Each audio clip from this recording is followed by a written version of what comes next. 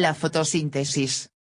Cuando los antiguos sacerdotes egipcios o los mayas de Yucatán rendían culto al sol, sin duda estaban llevando a cabo un acto religioso, pero al mismo tiempo, de una forma u otra, expresaban una intuición posteriormente confirmada por la ciencia moderna: toda la vida terrestre depende en último término de las radiaciones solares, gracias a las cuales se forma la materia orgánica.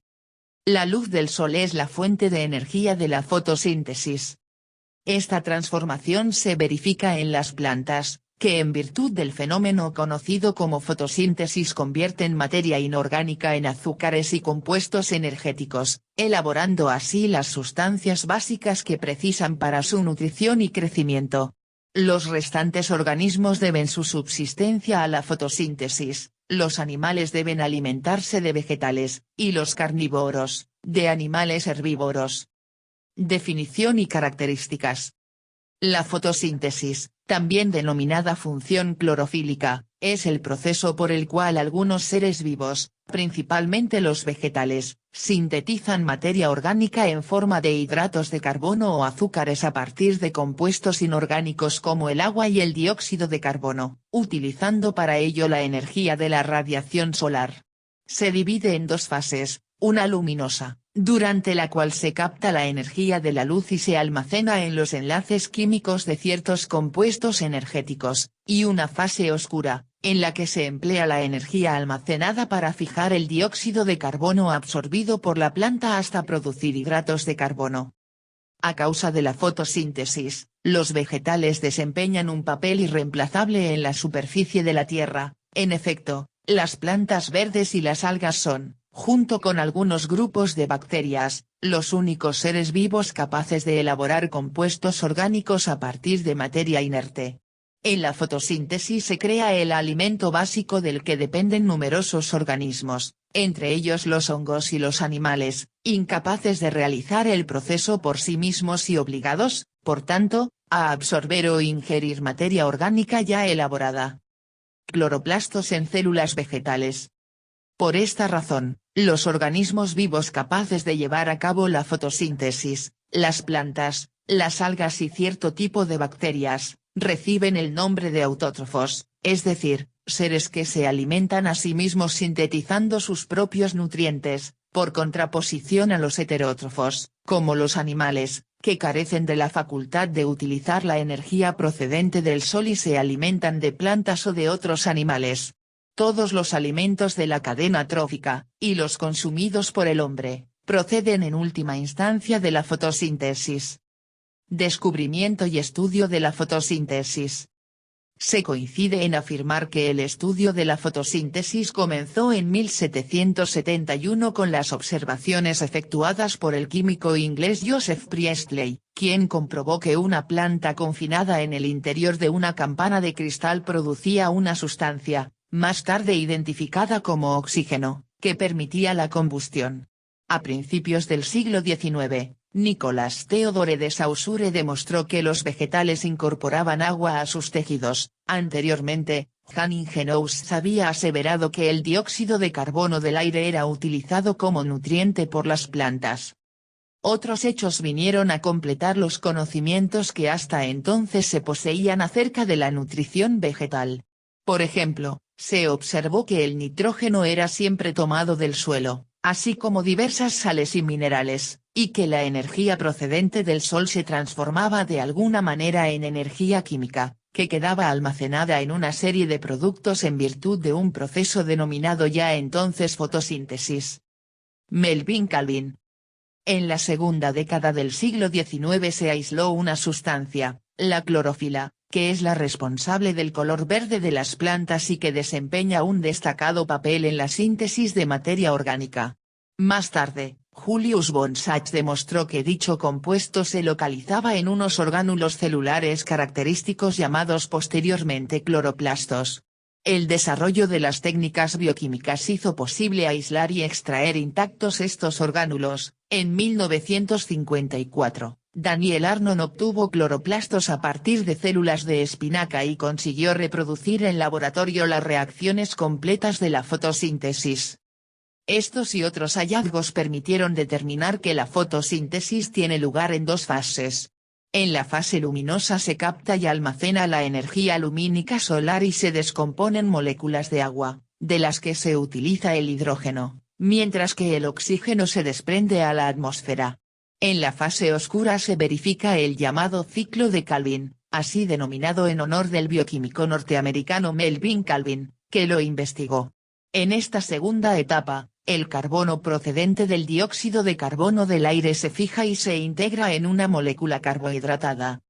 Los cloroplastos.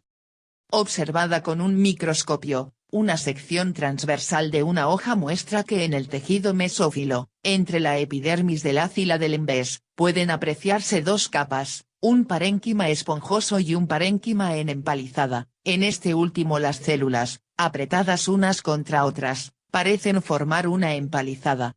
Una célula en empalizada típica consta de una pared celular exterior de celulosa, una membrana celular, una vacuola, un núcleo ubicado en la periferia de la célula y numerosos cloroplastos. Es en estos orgánulos llamados cloroplastos, exclusivos de la célula vegetal, la célula animal carece de ellos, donde tiene lugar la fotosíntesis. Sección transversal de una hoja y ampliación de una célula en empalizada. Los cloroplastos presentan forma alargada, elíptica o globular, y están cubiertos por una doble membrana. En algunas algas unicelulares solo existe un cloroplasto, y en otras, como las del género Spirogyra, el orgánulo es de gran tamaño, aplastado como una cinta, y se dispone helicoidalmente. En cada célula de las hojas de las plantas superiores puede haber varias decenas de cloroplastos, cuyo tamaño se mide en micras. Una micra es la milésima parte de un milímetro. El cloroplasto está rodeado por una doble membrana, la membrana exterior es una frontera suave y continua, la membrana interior, sin embargo, es selectivamente permeable, es decir, controla qué soluciones entran y salen del orgánulo. En el interior del cloroplasto se encuentran unos discos membranosos llamados tilacoides, que contienen la clorofila y los pigmentos fotosintéticos. En los tilacoides se producen las reacciones de la fase luminosa de la fotosíntesis, la captación de la luz solar y la formación de compuestos energéticos. Los tilacoides, a su vez, se apilan como si fueran columnas de monedas y dan lugar a unas estructuras denominadas grana, plural latino de granum. Los grana están unidos entre sí por medio de láminas, las lamelas. El resto del contenido del cloroplasto, semifluido, es lo que se conoce como estroma, en él tiene lugar la fase oscura de la fotosíntesis, también llamada ciclo de Calvin. El estroma contiene catalizadores biológicos, enzimas, que aceleran las reacciones químicas necesarias para la fijación del dióxido de carbono y su reducción a carbohidratos. Cloroplasto. Los cloroplastos se encuentran en las partes verdes de las plantas, pero son especialmente abundantes en las hojas, órganos en los que se realiza la mayor parte de la fotosíntesis en los vegetales superiores. Muchos árboles pierden sus hojas en otoño y, por tanto, no son capaces de realizar la fotosíntesis durante un largo periodo. Sin embargo, logran sobrevivir gracias a la glucosa que han ido almacenando durante la primavera y el verano, la cual les permite mantener una mínima actividad. La clorofila. La clorofila, sustancia a la que las plantas deben su color verde, es también uno de los principales pigmentos captadores de la luz. Además de la clorofila, existen otros compuestos fotosintéticos como las ficobilinas, de color azul o rojizo, o los carotenos, amarillentos y responsables de los colores púrpuras, rojos o anaranjados de muchas algas. La molécula de la clorofila presenta una gran complejidad estructural, en su composición participan átomos de carbono, oxígeno, hidrógeno y nitrógeno, más un átomo de magnesio. Este último se halla unido a 4 nitrógenos que forman una serie de anillos o estructuras químicas cerradas que los científicos conocen como núcleos pirrólicos. Existe además una larga cadena denominada fitol, que se forma a modo de una prolongada cola y está integrada casi en su totalidad por átomos de carbono y de hidrógeno. Molécula de clorofila.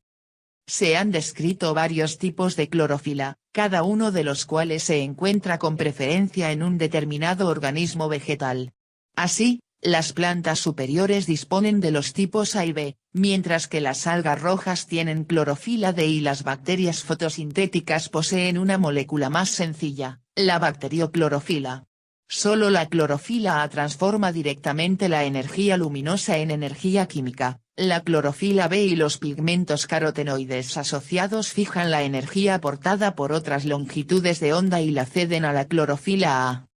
En los tilacoides, los pigmentos fotosintéticos, clorofilas y pigmentos accesorios, se encuentran organizados en fotosistemas, agrupaciones funcionales constituidas por unas 200 moléculas de clorofila y unas 50 de carotenoides.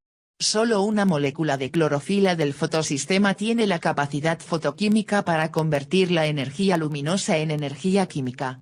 Esta molécula, centro de reacción fotoquímico, actúa como un concentrador hacia el que converge la energía captada por el conjunto. Las superiores y las cianoficias tienen dos tipos de fotosistemas, I, mientras los demás organismos fotosintéticos solo poseen el I. El origen de los compuestos fotosintéticos como la clorofila es todavía desconocido, es posible que se formaran muy pronto en el mar y que se reunieran con otros para dar lugar a las células, o bien que se formaran directamente dentro de células preexistentes debido a la propia actividad celular. De un modo u otro, algunas células primitivas adquirieron sustancias capaces de captar la energía del sol, y la emplearon para sintetizar compuestos orgánicos a partir del agua y el dióxido de carbono, proceso químico de la fotosíntesis. La energía necesaria para las reacciones químicas de la fotosíntesis proviene de la luz solar, captada por la clorofila y otros pigmentos, de ahí el nombre de fotosíntesis, formado a partir de las raíces griegas foto, luz, y síntesis, elaboración, composición. La fotosíntesis es un dilatado y complejo proceso químico cuyo resultado final es la síntesis de materia orgánica, hidratos de carbono, a partir de dos compuestos inorgánicos fundamentales, el agua y el dióxido de carbono. El conjunto del proceso puede representarse con esta ecuación química. 6CO2 más 6H2O C6H12O 6 más 6O2. Es decir, partiendo de 6 moléculas de dióxido de carbono, 6CO2, y 6 moléculas de agua, 6H2O, se obtiene un compuesto orgánico. En esta ecuación, C6H12O6 representa un azúcar simple como la glucosa. Las moléculas de glucosa se combinan posteriormente entre sí para formar otros hidratos de carbono complejos, como el almidón y la celulosa. El oxígeno que se libera durante la fotosíntesis es expulsado al aire. La ecuación de la fotosíntesis así descrita puede inducir error, pues sugiere que la transformación del dióxido de carbono y del agua en hidratos de carbono se desarrolla en un simple proceso de un paso, y, a decir verdad, no hay nada más alejado de la realidad. Durante cada una de las múltiples fases de la fotosíntesis, un único átomo o un electrón es transferido de un componente al otro, y solo cuando se han realizado docenas de pasos puede decirse que se ha completado la reacción. La fórmula antes expuesta solo expresa el balance final. A lo largo de más de 200 años, los científicos han trabajado arduamente para descubrir el mecanismo exacto de la fotosíntesis. Tales esfuerzos han permitido dilucidar los principales pasos. Lo que los científicos han descubierto es que en el proceso de la fotosíntesis, que se verifica en los cloroplastos de las células vegetales, cabe distinguir una fase luminosa, en la que se requiere la presencia de las radiaciones luminosas, y una fase oscura, en la que no es necesaria la luz.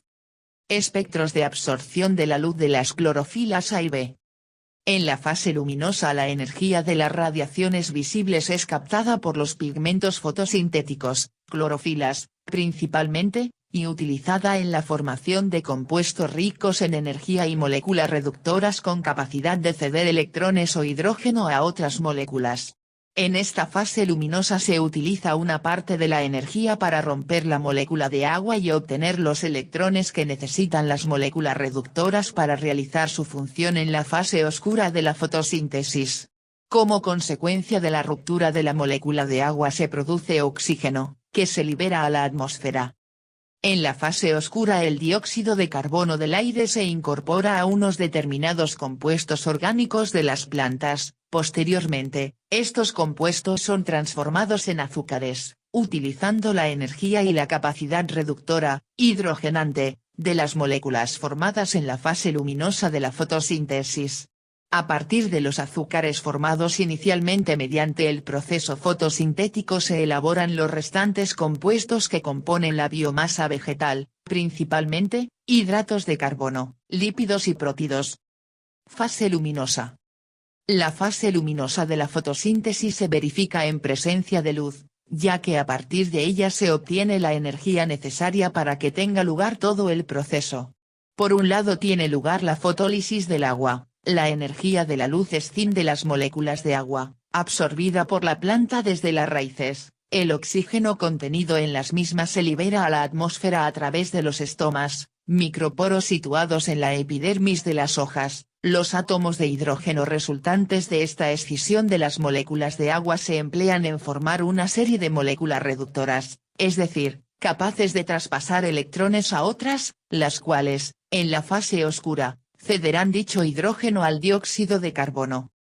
Por otro lado, la radiación solar absorbida por la clorofila hace que se desprendan electrones del pigmento, los cuales, a través de una serie de sustancias transportadoras, pasan a unirse a los átomos de hidrógeno procedentes de la fotólisis para formar las moléculas reductoras. Al mismo tiempo se sintetizan, con la energía de la luz, compuestos de alto contenido energético como el trifosfato de adenosina o adenosintrifosfato, ADP, a partir de la fotofosforilación de adenosindifosfato, ADP, y la nicotinamida adenina dinucleótido fosfato, NADF, a partir de la reducción de su forma oxidada, NADP. Sección de una hoja al microscopio, se aprecia la epidermis del ácidos. Filas de células, parénquima en empalizada, con numerosos cloroplastos. La energía de la luz queda almacenada como energía química en los enlaces de estas sustancias. Al descomponerse, liberan la energía y hacen posible que se produzcan las reacciones biológicas imprescindibles para la vida del organismo. De hecho, el ADP puede considerarse como el combustible molecular de los seres vivos. Algunas bacterias fotosintéticas no se sirven del agua como fuente de hidrógeno, y, en consecuencia, la fase luminosa no conlleva desprendimiento de oxígeno. Tales bacterias, adaptadas a medios en que abunda el ácido sulfhídrico, toman de esta sustancia el hidrógeno, y en lugar de liberar oxígeno, liberan azufre. Las bacterias sulfurosas purpúreas almacenan en su interior el azufre producido, y las sulfurosas verdes lo excretan. Fase oscura. Durante la fase oscura tiene lugar, en el medio semifluido del estroma, en el interior de los cloroplastos, una compleja y larga serie de reacciones químicas que reciben el nombre de ciclo de Calvin, en honor a su principal estudioso. En tales reacciones se emplea la energía almacenada anteriormente en forma de ADP-NADF, por lo que no se precisa la acción de la luz. En el ciclo de Calvin se producen los azúcares que el vegetal precisa para su existencia. Mediante los estomas de la epidermis de las hojas, la planta absorbe el dióxido de carbono de la atmósfera. Las moléculas reductoras sintetizadas en la fase luminosa ceden electrones al carbono contenido en el dióxido de carbono, que se integra en una molécula de pentosa, un glúcido simple formado por una cadena de 5 átomos de carbono, el cual se escinde en 2 moléculas con 3 átomos de carbono. Tales moléculas, tras una larga serie de cambios y alteraciones, dan lugar finalmente a una molécula de glucosa. Además de hidratos de carbono como la glucosa, las plantas también pueden elaborar lípidos y prótidos mediante enlace con una molécula nitrogenada. Este ciclo existe en las algas, las plantas de las regiones templadas y todos los árboles, como los compuestos intermedios más importantes de este ciclo poseen una molécula con 3 átomos de carbono. Estos vegetales se denominan plantas en C3. Fases de la fotosíntesis. En las gramíneas tropicales, maíz, mijo, sorgo, caña de azúcar, y también en el armuelle y en varias amarantáceas se descubrió en 1966 otro mecanismo, el de las plantas en C4, que permite a estos vegetales asimilar la totalidad del dióxido de carbono de la atmósfera interna y así tener un rendimiento fotosintético muy superior al de las plantas del grupo anterior. Por otra parte, solo se requiere aproximadamente una tercera parte del agua. Este mecanismo funciona tanto mejor cuanto más viva es la luz y cuanto más se acerca la temperatura a los 40 o 50 grados. Al producirse la síntesis de los glúcidos alrededor de los vasos conductores, la migración de los productos sintetizados también es más rápida en estas plantas, cuya fotorrespiración es muy débil. Un tercer tipo lo forman las plantas CAM, siglas de Crassulacean Acid Metabolism, algunos helechos y otras especies, generalmente las llamadas plantas suculentas o crasas, fijan el dióxido de carbono durante la noche para formar ácido málico. Este ácido se descompone durante el día y libera dióxido de carbono, que se introduce en el ciclo de Calvin. Estos vegetales pueden soportar así la vida en los medios áridos y calurosos. Durante el día, el cierre de los estomas limita la transpiración, y durante la noche, ya abiertos los estomas, la planta se reabastece de dióxido de carbono. Fotosíntesis y respiración. Las células de las plantas han de satisfacer unas necesidades energéticas determinadas para poder realizar sus funciones y requieren para ello el consumo de oxígeno, el cual es evidentemente continuo, al igual que la animal. La respiración vegetal, con absorción de oxígeno y desprendimiento de dióxido de carbono, tiene lugar tanto durante el día como durante la noche. De esta forma, por una parte los vegetales liberan oxígeno en la fase luminosa de la fotosíntesis, y por otra absorben dicho elemento del medio en el que se encuentran.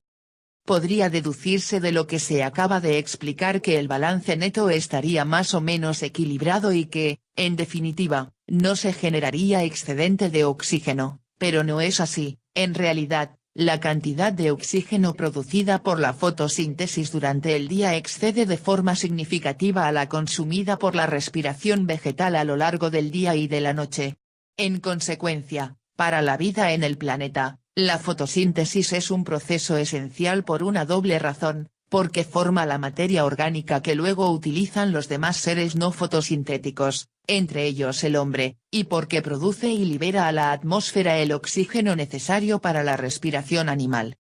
La actividad fotosintética de los vegetales de toda la biosfera supone una producción anual de aproximadamente 237.000 millones de toneladas de oxígeno y una fijación anual de anhídrido carbónico estimada en unos 326.000 millones de toneladas, lo que supone la producción de unos 188.000 millones de toneladas de materia orgánica vegetal expresada como materia seca. Es de destacar el hecho de que, de los ecosistemas terrestres, los bosques son los que presentan una productividad media más elevada, unas 14 toneladas de materia seca por hectárea, mientras que la de los cultivos agrícolas es inferior a la mitad, representando su producción total el 5,4% del total de la biomasa producida en la biosfera. El mayor porcentaje de oxígeno producido corresponde a las algas marinas y plantas unicelulares. Entre las plantas superiores, la contribución más notable es la de los grandes bosques y selvas tropicales.